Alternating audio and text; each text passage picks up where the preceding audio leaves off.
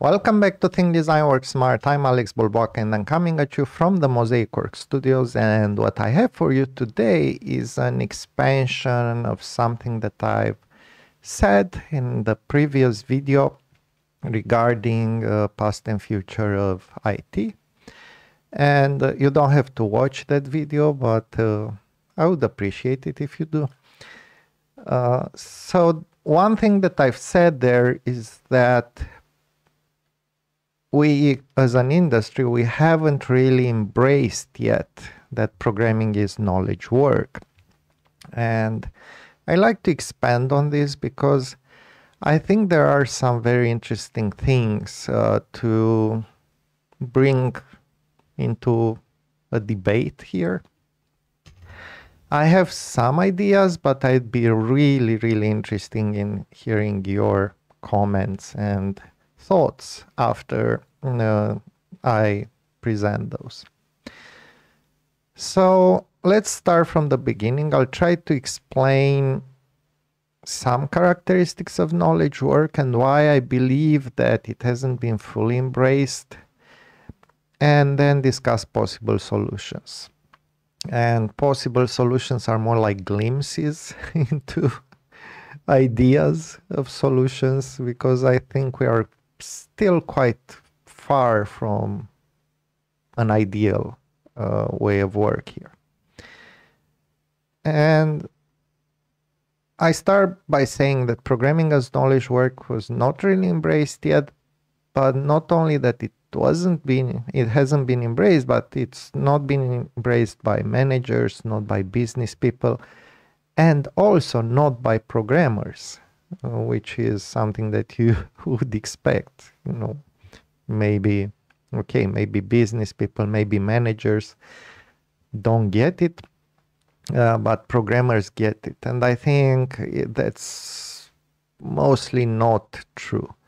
I will speak in generalities here, and let me also acknowledge that managers and business people have definitely gotten better through years in understanding how software development works, what are its limitations, and so on. There is still a tension between IT and business, but it's been much bigger when I first started as a programmer. So I think things are improving slowly, but it's a completely different paradigm, and so it's expected that we don't fully get it. So I'm not blaming anybody, I'm just noticing a few things. Now let me explain some characteristics. And the first thing that comes to my mind is a scene from Mad Men. At some point, Don Draper, the marketing, advertising guru, excellent idea man, is in his office, and his boss, Sterling Cooper, comes in and looks at him and says, Don Draper is sitting at the desk on a chair really comfortably, and the boss looks at him and says, I still haven't come to terms to the fact that I don't know when you work and when you don't. And to me, this is like, yeah, that's basically programming. We can't tell when programmers work and when they don't.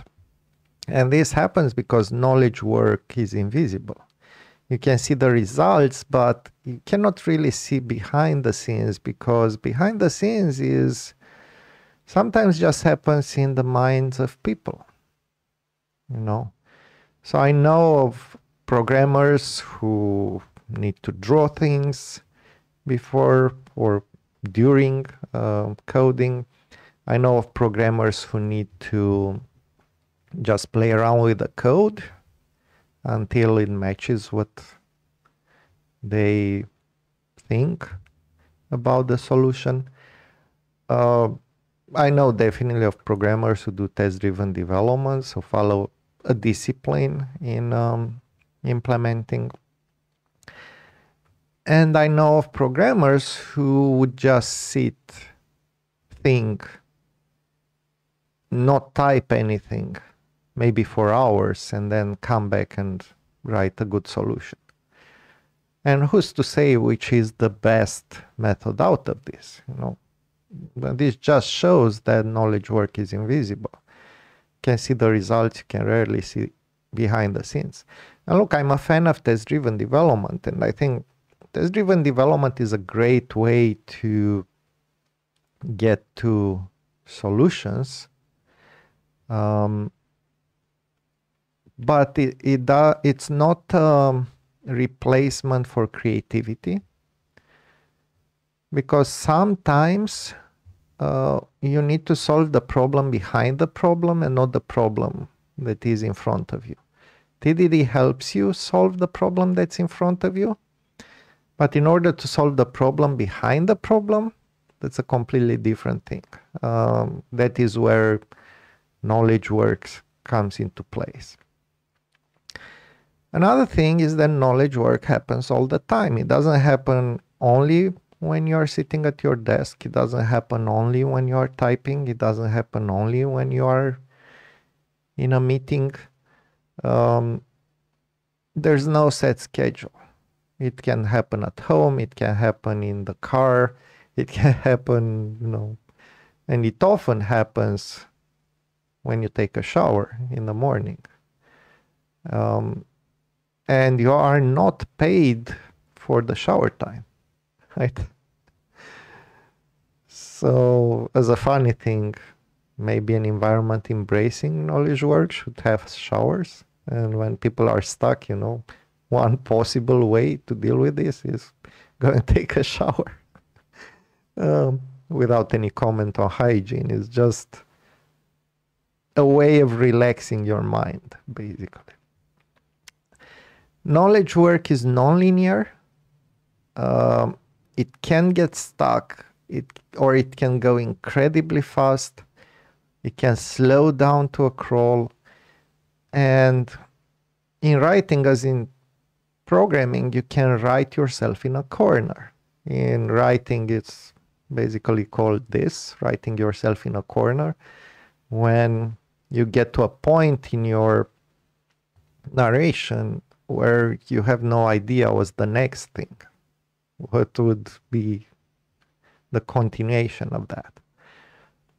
And if you read about this phenomenon, one way to deal with this is actually to delete some of the things that you wrote and then just continue from kind of backtrack.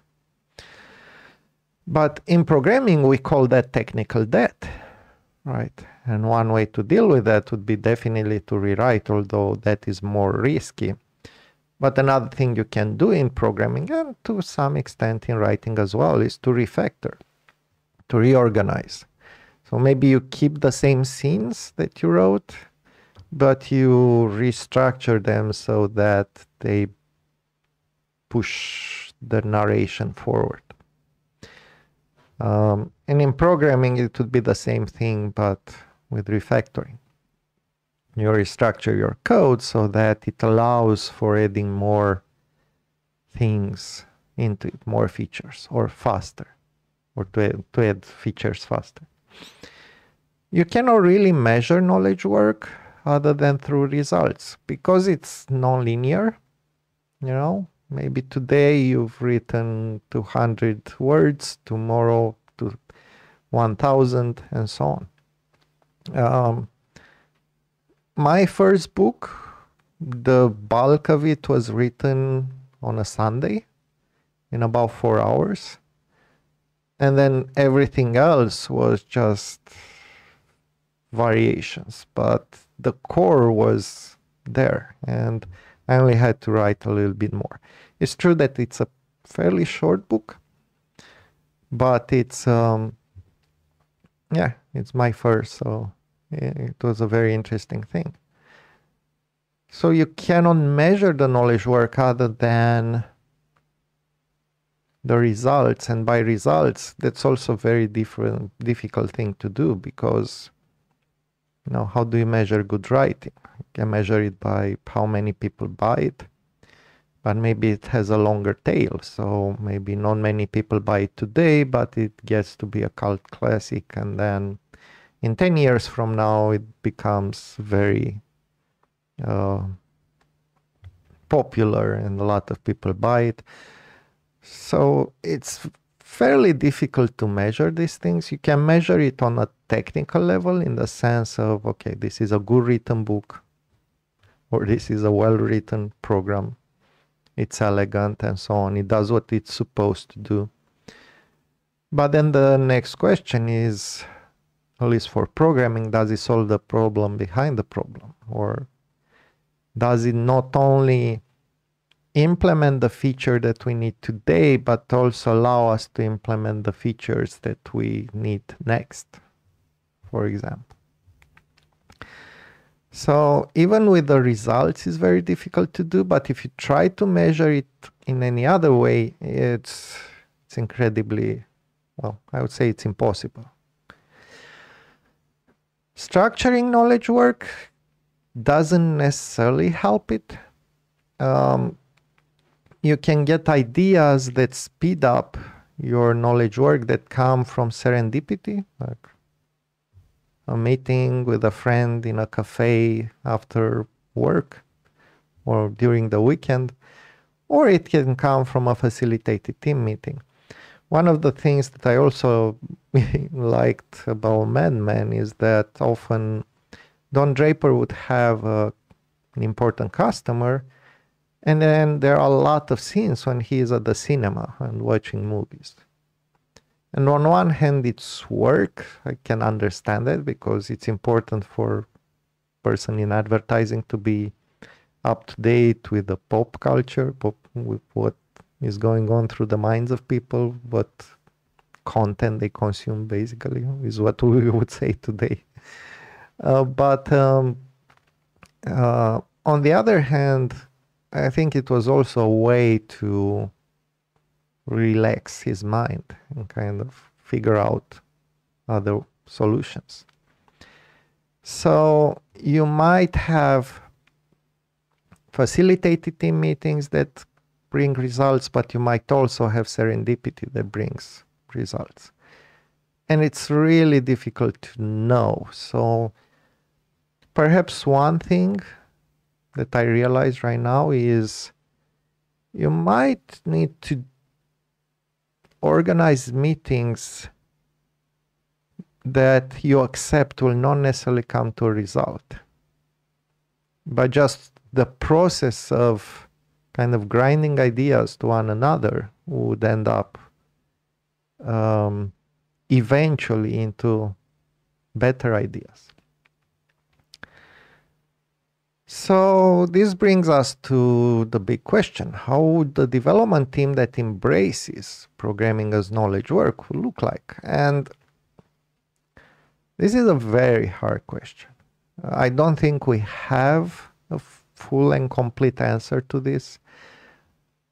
I also think that maybe there isn't a completely full answer to this, because my first glimpse into it, and really I don't have definite answers here, I just have glimpses of possible ways that are worth exploring, rather than just you should do that and it will definitely improve. I don't know, because I've rarely seen this magic happen, let's say. But I think the first thing is that the team would have to be able to shape its environment, and have all the support, or a lot of support, from the organization. And by shaping its environment, I don't mean only you have a team room and you are there and you have your walls and your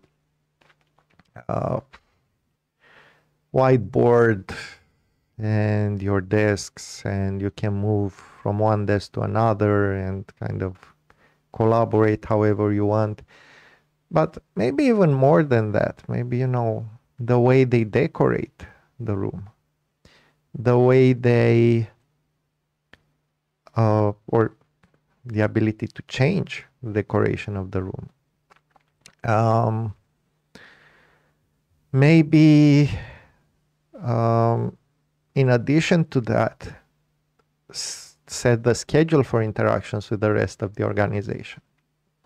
Often development teams are, particularly in large organizations, they are under pressure to participate into various meetings with various areas of the organizations at random times. And that is not very helpful. So instead, the team would be able to set the schedule and say, okay, we can meet with the rest of organization 4 hours on Thursdays. I don't know. Thursday afternoon. And everything if you need to set your meetings in that period if you really want us. And then limit the number of people who attend these meetings and trust that they will take the message to the rest of the meeting. Maybe do some collaboration over documents like RFCs, requests for comments. You start from a document that becomes eventually a work item for the team. But in order to involve them early, instead of having a meeting, maybe you start from a document, ask for comments, and only when things are not really clear or the collaboration doesn't work that well, that's when you go to face-to-face meetings. Or maybe the team likes to have face-to-face meetings, and then they would tell you, okay, let's have meetings every afternoon, or I don't know. The idea is to have this schedule set, but accept that they have their own thing kind of going on there, which is different from the rest of the organization, and you have to respect their schedule while also they have results. So that's the trade, right?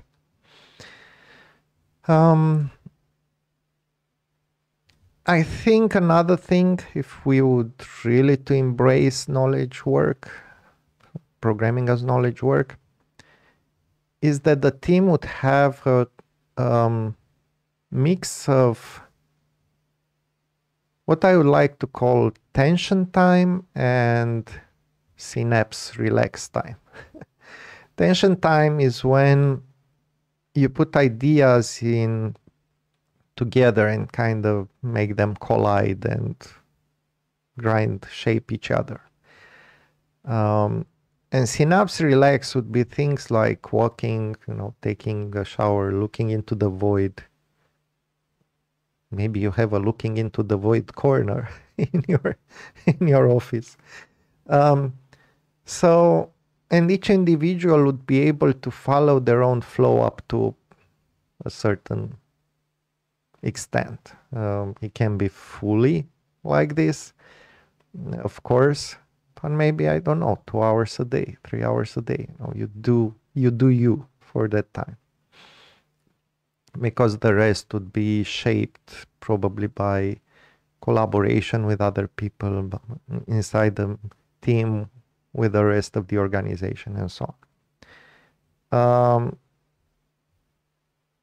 But kind of go with the flow, because if you do this, it's likely that, remember that work is not, or knowledge work is not fully done at the computer or in the team room. Or if you have synapse relax for a while during the workday, maybe in the evening you get a brilliant idea that speeds up your process. So who knows? And another expectation is that the team would eventually figure things out, but not linearly. So if today's progress is slow, that's okay. You should still encourage the team to and remind them, what are the goals, what are we trying to do, what is the deadline. I'll mention the deadlines in a moment, and so on. So don't understand that they are working in a void. They have constraints. And it's useful to remind them the constraints occasionally, particularly when things get a little bit slow, because I think there is a lot of play between the tension time and the relax time. I think these two need somehow to harmonize, and it's not very easy to do that. Another thing is that if you really embrace knowledge work, and this is where I believe it's a sign that programmers don't really do, is that you understand deeply that if what you need to do is knowledge work, then more brains together can progress faster. Now, does this work in any way? No, it has to be a little bit structured. And we have some structures. We have pair programming and we have mob programming. And there are some other ways of people to collaborate on the same work item, like pairing a programmer and a tester, pairing a programmer and a security specialist, pairing an analyst and a tester. Who knows? So there are a bunch of ways in which you can do that on collaboration. But the basic idea is that more brains is better, at least for some parts of the work. I've mentioned this before, but I think it's important to reiterate. The only measure of the team is in its contribution to the organization. It's very unwise to look at other indicators, because they will just, and perhaps that's an interesting point, that if you start managing or thinking of knowledge work as something else, what you get is suboptimal. The moment you start doing that, basically the thing collapses upon itself. The magic goes away. And I think that's very, very often the case. I mentioned deadlines before, and I think deadlines, although many people will complain, many knowledge workers will complain and bitch and moan and so on, they are very important for knowledge work. And I've seen this firsthand, whereas my first book, I just wrote it as a flow. I had to write it, I wrote it, and that was it. But when I got into writing books with a publisher, they came up with a schedule, they came up with a structure. I had to write like the main ideas for each chapter and the structure of chapters, and in pretty detailed ways. And then I got deadlines. And those deadlines were really helpful, because if it weren't for those, I would probably either have abandoned or took a really long time to write the whole thing. So I think deadlines, although not very popular with this crowd, are very important because they serve as a tension point. They help you focus. Deadlines really focus your attention. And if for creative people, it can be a little bit hard to focus on one thing. They will tend to go to other ideas and other ideas because that's fun. When you have deadlines, it just pushes you to, okay, let's get this out. And let's accept that it won't be perfect. It won't be, 100%. And that if we solve 80, 90%, or if we get close to the ideal at 80-90%, then that's great. And this leads us to how management should deal with knowledge work, which is by very carefully, very carefully, with a very light-handed approach, manage enabling constraints for the teams. So play around with various types of constraints that are enabling the team to perform better. And some of them are in the category of taking away some of the decisions from the team so that they can focus on the important decisions. Things like how we, how would you say, how is code looking like in a textual format? How is it organized? Are curly braces after the name of the function or on the next line? Things like that. So there are a lot of things that can be taken away as decisions. This is the simplest one, but you can also have, use specific libraries, use specific technologies. And sometimes this will be, you have to be very careful because some of these are too much, some of these will be enabling constraints. So you kind of have to play around with those.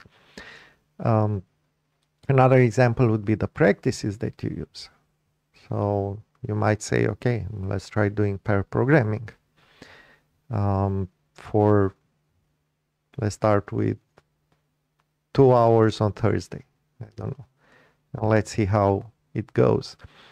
You might try to do things like, let's do tests first. Let's do more refactoring. Try to write some code and then refactor it instead of thinking about the code. Or maybe let's do more diagrams, or maybe let's use some specific design patterns. I don't know. Depending on the team, depending on the context, and that's really the most difficult part, is that these things can be wildly different. And I've seen teams working really well with different sets of enabling constraints. And with all this, it might sound like, okay, so we need to create an ideal environment for programmers to kind of do what they want. That's not what I'm trying to say.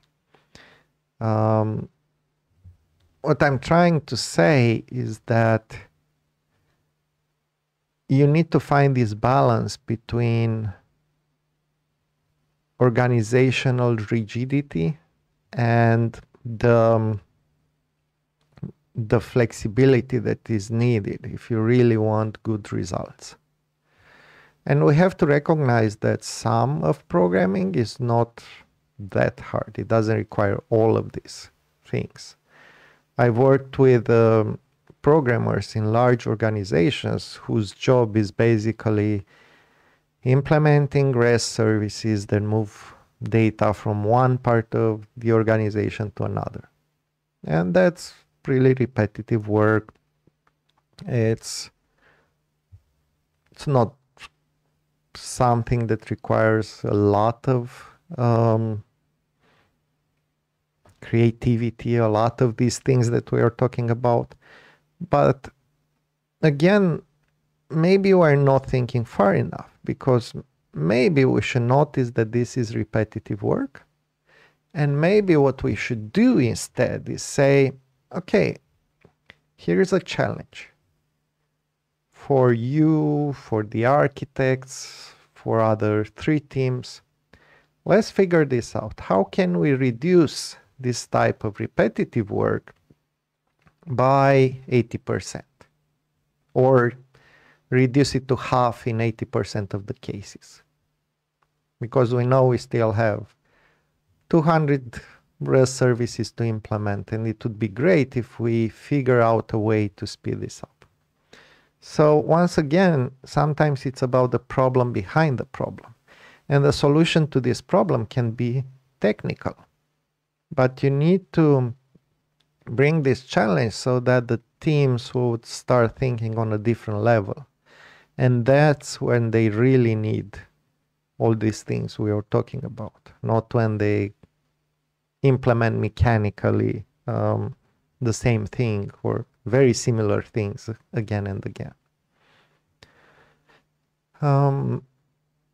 So, and perhaps a way for an organization that accepts programming as knowledge work would be to have this approach in looking at the types of work and saying, okay, this is repetitive. Could we speed this up?